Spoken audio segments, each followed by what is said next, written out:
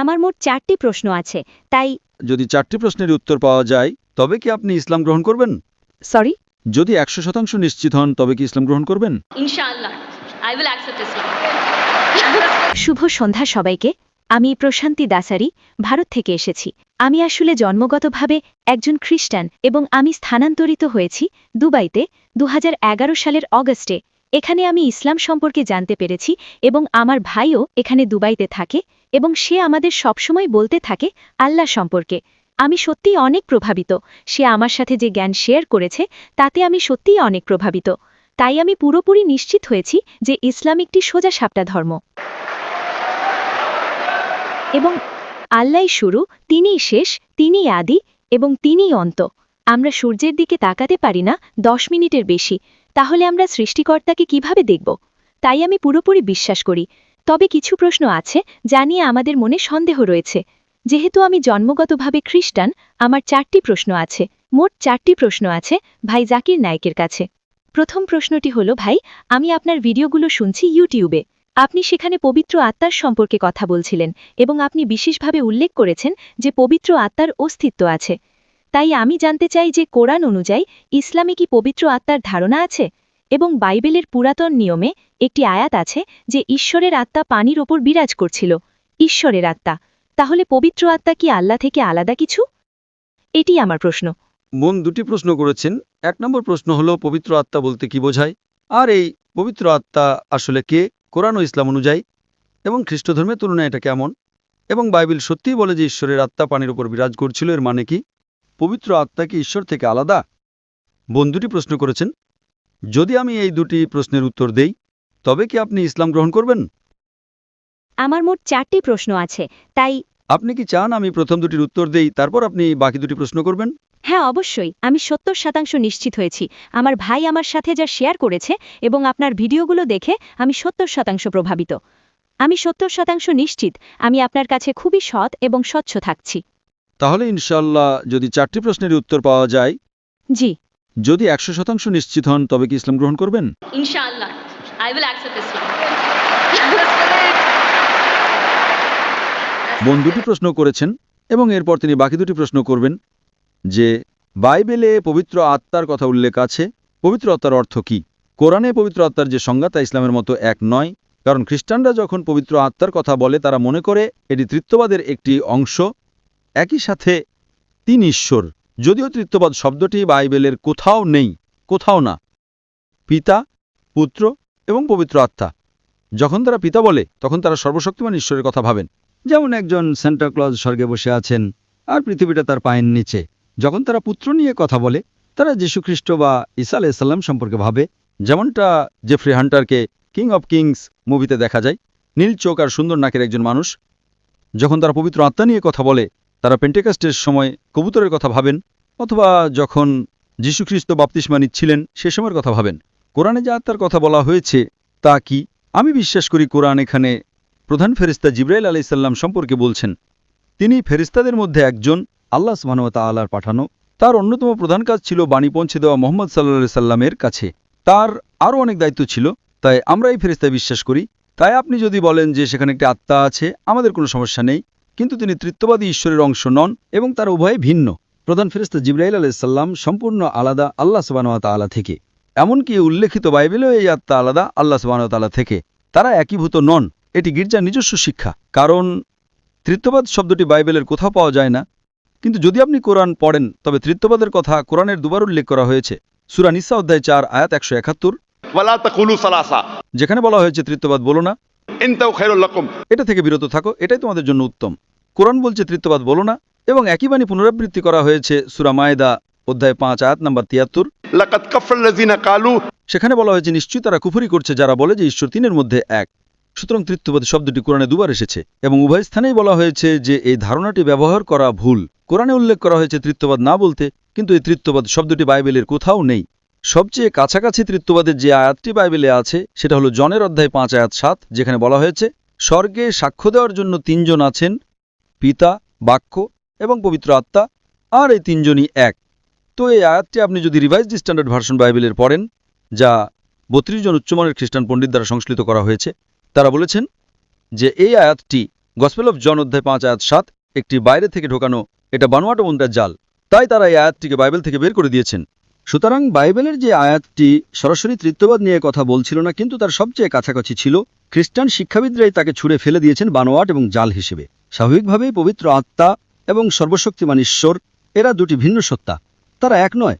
এবং কোরআনে বলা হয়েছে জিবরাইল আলাইহিস সালামের কথা, তিনি একজন ফেরেশতা আল্লাহ সুবহানাহু ওয়া তাআলার। আশা করি বিষয়টি আপনার কাছে পরিষ্কার হয়েছে বোন। Yes, brother. আমি আপনার বাকি দুটি প্রশ্ন জানতে চাই। হ্যাঁ, আমার তৃতীয় প্রশ্নটি পবিত্র আত্মার সাথেই সম্পর্কিত। সকল নবী বা আল্লাহর মানুষ যেমন ইব্রাহিম, ইসহাক এবং মুসা আলাহিসাল্লাম, এই সকল নবী আল্লাহর সাথে যোগাযোগ করতেন। তারা আল্লাহর সাথে ভাব বিনিময় করতেন। আল্লাহর সাথে যোগাযোগ করার জন্য যেহেতু তারা সবাই আল্লাহর মনোনীত ব্যক্তি ছিলেন, তাদের অবশ্যই বিশেষ কোনো শক্তির অধিকারী হতে হয়েছিল। এটি হয়তো আল্লাহর অনুগ্রহ ছিল, তাই এটি একটি শক্তি, সেখানে বিশেষ কোনো শক্তি কাজ করেছে যাতে তারা আল্লাহর সাথে যোগাযোগ করতে পারেন। তো সেই শক্তিটা আসলে কি? তো এতকাল আমার ধারণা বা বুঝটা যা ছিল তা হল পবিত্র আত্মার সাহায্যেই সকল নবী আল্লাহর সাথে সুপারিশ করতেন। এটি কি সত্য? বোন প্রশ্ন করেছেন যে রসুলগণ সুপারিশ করেন সর্বশক্তিমান আল্লাহর কাছে, এরপর আপনি বললেন যোগাযোগ করা আল্লাহর সাথে। বোন, ইংরেজির শব্দ সুপারিশ করা আর যোগাযোগ করা দুটি ভিন্ন জিনিস। তো আপনার প্রশ্নটি কি সুপারিশ করা নাকি যোগাযোগ করা? সুপারিশ করা। সুপারিশ করার মানে হলো কেউ অন্য কারো হয়ে সুপারিশ করে, কেউ অন্য কারো হয়ে সুপারিশ করে। এখন আপনাকে বুঝতে হবে যে যখন আপনি আল্লাহ সুবহানাহু ওয়া তাআলার সাথে কথা বলেন, তখন আল্লাহ সুবহানাহু ওয়া তাআলার কারো সুপারিশের প্রয়োজন নেই। এবং আল্লাহ কোরআনে বলেছেন সূরা গাফির অধ্যায় নম্বর 40 আয়াত নম্বর 60, তোমরা আমাকে ডাকো, আমি তোমাদের ডাকে সাড়া দেব। আল্লাহ সুবহানাহু ওয়া তাআলার কাছে কারো সুপারিশের প্রয়োজন নেই। কেন? কারণ মানুষ উদাহরণ দেয় যে যখন আপনি বিচারকের কাছে যান, আদালতে আপনার মামলা পেশ করেন, তখন আপনি উকিল নিয়োগ করেন। একইভাবে আল্লাহর রসুলগণ হলেন আমাদের উকিল। তার ক্ষেত্রে এটা যৌক্তিক হতে পারে, একজন বিচারক যিনি মানুষ, কারণ বিচারক জানে না যে কে প্রকৃত অপরাধী, কে চোর, কে নির্দোষ, তাই উকিল বিচারককে এটা বুঝতে সাহায্য করেন যে কে অপরাধী, কে চোর আর কে নির্দোষ। কিন্তু আল্লাহ সুবহানাহু ওয়া তাআলা হলেন আলিমুল গায়েব, তা প্রমাণ করার জন্য তার কারো প্রয়োজন নেই যে কে ভালো আর কে মন্দ। তাই সুপারিশ করাটা ভুল। হ্যাঁ, কেউ দোয়া করতে পারে, একজন রসুল অন্য মানুষের জন্য দোয়া করতে পারেন। এবং আল্লাহ কোরআনে বলেছেন আল্লাহ সুবহানাহু ওয়া তাআলার কোনো সুপারিশের প্রয়োজন নেই, কেবল কিয়ামতের দিনে তাদের ছাড়া যাদের তিনি অনুমতি দেবেন।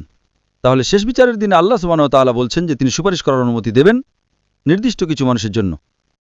এবং এ বিষয়ে হাদিসে আছে যে এই বিশেষ অনুগ্রহটি নবী মুহাম্মদ সাল্লাল্লাহু আলাইহি সাল্লামকে দেওয়া হবে। সুতরাং আমরা যা জানতে পারি তা হলো অন্যান্য সকল ধর্মগ্রন্থের ইতিহাস এবং কোরআন এবং হাদিস থেকে যে আল্লাহর রসুলগণ সরাসরি যোগাযোগ করতেন আল্লাহ সুবহানাহু ওয়া তাআলার সাথে। তারা অন্যদের দোয়া করতেন, কিন্তু যদি আমরা নবীকে সুপারিশকারী হিসেবে ব্যবহার করি, অর্থাৎ যদি আমি প্রার্থনা করি আর মনে করি এই নবীর মাধ্যমে আল্লাহর কাছে যেতে হবে, নবীর আদেশ অনুসরণ করা ভালো, কিন্তু যদি আমি আল্লাহ সুবহানাহু ওয়া তাআলা ছাড়া অন্য কারো কাছে প্রার্থনা করি, যেটা অনেক মানুষই করে থাকে, তারা মানুষের কাছে প্রার্থনা করে এই ভেবে যে তারা সর্বশক্তিমান ঈশ্বরের খুব কাছের মানুষ। তাই যদি আমরা তার মাধ্যমে প্রার্থনা করি তবে ঈশ্বর কবুল করবেন আমাদের প্রার্থনা দ্রুত এবং ভালোভাবে। এটা ভুল ধারণা। আমাদের সরাসরি আল্লাহ সুবহানাহু ওয়া তাআলার কাছে প্রার্থনা করতে হবে। আল্লাহর এই নবীরা হলেন আল্লাহ রসুল। হ্যাঁ, তাদের বিশেষ ক্ষমতা আছে, তারা কথা বলতে পারেন আল্লাহ সুবহানাহু ওয়া তাআলার সাথে। এবং আল্লাহ সুবহানাহু ওয়া তাআলা মানুষের মধ্যে থেকে নির্দিষ্ট কিছু মানুষকে বেছে নেন তার বাণী অন্যদের কাছে পৌঁছে দেওয়ার জন্য। এই মনোনীত ব্যক্তিদের সর্বশক্তিমান ঈশ্বরের যাদের আমরা নবী বলি বা আল্লাহ রসুল বলি। সুতরাং আল্লাহ সুবহানাহু ওয়া তাআলা বাছাই করে নির্দিষ্ট কিছু মানুষকে পৃথিবীতে তার বাণী অন্যদের কাছে পৌঁছে দেওয়ার জন্য, তাদেরকে আল্লাহ রসুল বলা হয়। সুতরাং একটি যোগাযোগ থাকে রসুল এবং আল্লাহ সুবহানাহু ওয়া তাআলার মধ্যে। কিন্তু তার মানে এই নয় যে মানুষ এই রসুলদের সুপারিশকারী হিসেবে ব্যবহার করবে, যে যদি তারা এই রসুলদের কাছে প্রার্থনা করে তবে সর্বশক্তিমান ঈশ্বর আমাদের কথা শুনবেন। এটা গির্জার শিক্ষা, যা আপনি যীশুখ্রিস্ট বিশ্বাস করবেন আর আপনার সব পাপ ক্ষমা হয়ে যাবে। এই ধারণা ইসলামে নেই, এমনকি প্রকৃত খ্রিস্টান ধর্মেও নেই। এটা গির্জার নিজস্ব শিক্ষা বোন। আশা করি বিষয়টা আপনার কাছে পরিষ্কার হয়েছে। হ্যাঁ, আমার শেষ প্রশ্নটি হল বাইবেলের নতুন নিয়মে একটি বই বুক অফ অ্যাক্টস, সেখানে পল ভাষার অলৌকিক ক্ষমতার সম্পর্কে উল্লেখ করেছেন। নতুন নিয়মে এই অলৌকিক ভাষার সম্পর্কে আপনার বক্তব্য কি? মানে ইসলাম অনুযায়ী কি এটি পুরোপুরি বর্জন করা হয়েছে? এটি কি এখন নেই, নাকি সেই সময় জিহ্বার উপহার অলৌকিক ভাষার অস্তিত্ব ছিল? বোন প্রশ্ন করেছেন যে পল জিহ্বা সম্পর্কে বলেছেন। যদি আমাকে রেফারেন্স দিতে পারেন আমি ভালোভাবে উত্তর দিতে পারবো। তবে সাধারণভাবে বাইবেলে জিহ্বা সম্পর্কে অনেক বক্তব্য রয়েছে এবং আরও বলা হয়েছে। আপনি যদি গসপেল মার্ক পড়েন, সেখানে বলা হয়েছে যে কেউই একজন বিশ্বাসী সে বিদেশি ভাষা বুঝতে সক্ষম হবে এবং বিদেশি ভাষায় কথা বলতে সক্ষম হবে। তার মানে আপনি যদি ঈশ্বরে বিশ্বাসী হন তবে আপনি বিদেশি ভাষা বুঝতে এবং কথা বলতে পারবেন। যখন আমার বিতর্ক হচ্ছিল ডক্টর উইলিয়াম ক্যাম্পবেলের সাথে, তখন আমি ঠিক এটাই করেছিলাম। আমি তাকে একটি 100 টাকার নোট দিয়েছিলাম এবং ভারতের 100 টাকার নোটে আপনারা হয়তো জানেন যে যেহেতু আমাদের সেখানে 22টি সরকারি ভাষা রয়েছে, আমি ইংরেজিতে পড়লাম 100 রুপিজ, হিন্দিতে বলা আছে 100 রুপিয়া। আমি তাকে বললাম বাকি 20টি ভাষা পড়ে দেখান যদি আপনি বিশ্বাসী হন, এবং তিনি তা পারেননি। অনেক রেফারেন্স আছে কোরআনে ভাষা নিয়ে। আপনি যদি কোরআন পড়েন, তবে কোরআন সূরা রুম অধ্যায় 30 আয়াত নম্বর 22 বলছে, আল্লাহ সুবহানাহু ওয়া তাআলা মানুষকে সৃষ্টি করেছেন বিভিন্ন বর্ণ এবং ভাষায়, যাতে তোমরা একে অপরকে চিনতে পারো, যাতে জ্ঞানবান মানুষেরা বিষয়টি বুঝতে পারে।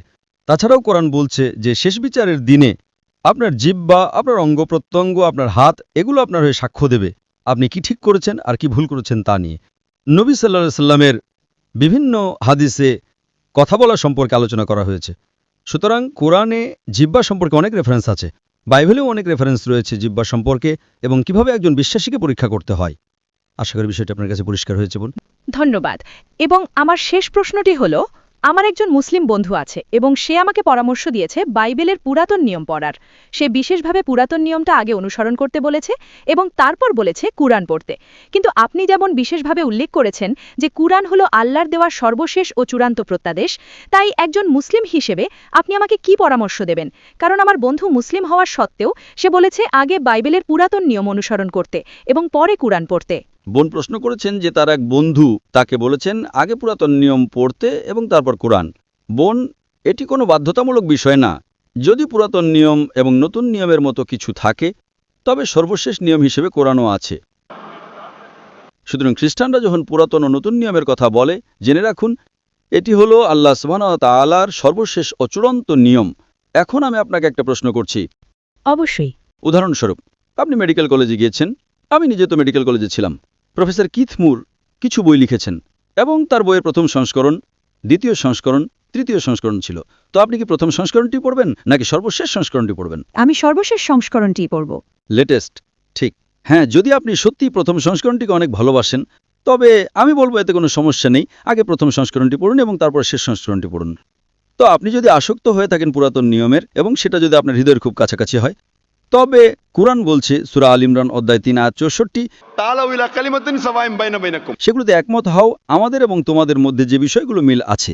তখন আমি বলবো যে আপনি যদি পুরাতন নিয়মের প্রতি এতটাই আসক্ত থাকেন, তবে কোনো সমস্যা নেই। পুরাতন নিয়মটি পড়ুন এবং তারপর কোরআন পড়ুন। কমপক্ষে যে বিষয়গুলো মিল আছে সেগুলোতে একমত হন।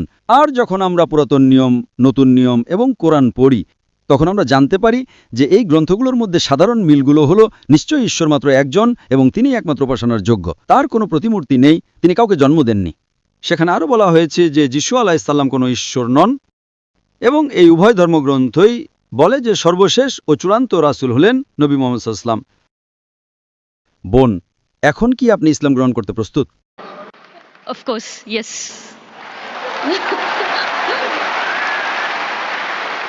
বোন, আপনি কি বিশ্বাস করেন যে ঈশ্বর মাত্র একজন? হ্যাঁ, আমি বিশ্বাস করি যে ঈশ্বর কেবল একজনই। আপনি কি বিশ্বাস করেন যিশু কোনো ঈশ্বর নন, বরং তিনি আল্লাহর একজন রাসূল? হ্যাঁ, আমি বিশ্বাস করি যিশু একজন রাসূল। আপনি কি বিশ্বাস করেন যে নবী মুহাম্মদ সাল্লাল্লাহু আলাইহি সাল্লাম সর্বশেষ ও চূড়ান্ত রাসূল? হ্যাঁ, আমি বিশ্বাস করি নবী মুহাম্মদ সাল্লাল্লাহু আলাইহি ওয়াসাল্লাম হলেন সর্বশেষ ও চূড়ান্ত রাসূল। বোন, আপনাকে কেউ কি ইসলাম গ্রহণ করতে জোর করছে? সরি? বোন, আপনাকে কেউ কি ইসলাম গ্রহণ করতে জোর করছে? না, কেউ জোর করছে না। আপনি নিজের ইচ্ছে গ্রহণ করছেন বোন। জি। কারণ ইসলামে কাউকে ইসলাম গ্রহণ করতে বাধ্য করা হারাম। এটা হারাম ধর্মের দিক থেকে, এবং অধিকাংশ দেশে এটা নিষিদ্ধ। এমনকি দুবাইতেও কাউকে ধর্ম গ্রহণ করতে বাধ্য করা নিষিদ্ধ। তো আপনি নিজের ইচ্ছায় গ্রহণ করছেন বোন। হ্যাঁ, আর এই কারণেই আমি আপনাকে অনেকগুলো প্রশ্ন করেছি। মাশাআল্লাহ। Out of free will. খুব। আশা করি আপনাকে কেউ ঘুষ দিচ্ছেন না। No. বিকজ ইন ইন্ডিয়া, কারণ ভারতে যখন অনেক মানুষ ইসলাম গ্রহণ করে, তখন সিআইডি বা পুলিশ গিয়ে তাদের জিজ্ঞাসা করে, ডক্টর জাকির নায়েক আপনাকে কত ডলার দিয়েছেন? আমি তাদের বলি যে আমি তাদের আখিরাতের মুদ্রা দিয়েছি। আখিরাতের মুদ্রা যা গ্রহণযোগ্য। তো ইনশাআল্লাহ বোন, আমি আরবিতে বলবো, আপনি সেটা পুনরাবৃত্তি করবেন। ঠিক আছে। আশহাদু Ashhadu আল্লাহ Allah ইলাহা ilaha ইল্লাল্লাহ illallah ওয়া আশহাদু wa ashhadu আন্না anna মুহাম্মাদান Muhammadan আবদুহু আব্দুহু ورسوله ওয়ারসুলু আমি সাক্ষ্য দিচ্ছি আমি সাক্ষ্য দিচ্ছি যে যে কোনো উপাস্য নেই কোনো উপাস্য নেই আল্লাহ ছাড়া আল্লাহ ছাড়া এবং আমি সাক্ষ্য দিচ্ছি এবং আমি সাক্ষ্য দিচ্ছি যে নবী মোহাম্মদ যে নবী মোহাম্মদ হলেন রাসূল হলেন রাসূল ও আল্লাহর বান্দা ও আল্লাহর বান্দা। মাশাআল্লাহ বোন, আপনি এখন মুসলিম এবং আল্লাহ সুবহানাহু ওয়া তাআলা আপনার প্রচেষ্টাকে কবুল করুন। এবং আমি আল্লাহ সুবহানাহু ওয়া তাআলার কাছে দোয়া করি যে তিনি যেন আপনাকে আরও পথ প্রদর্শন করেন এবং ইনশাআল্লাহ আপনাকে এই দুনিয়াতে ও পরকালেও সর্বোত্তম প্রতিদান দান করেন এবং জান্নাতে স্থান দান করেন ইনশাআল্লাহ বোন। ধন্যবাদ।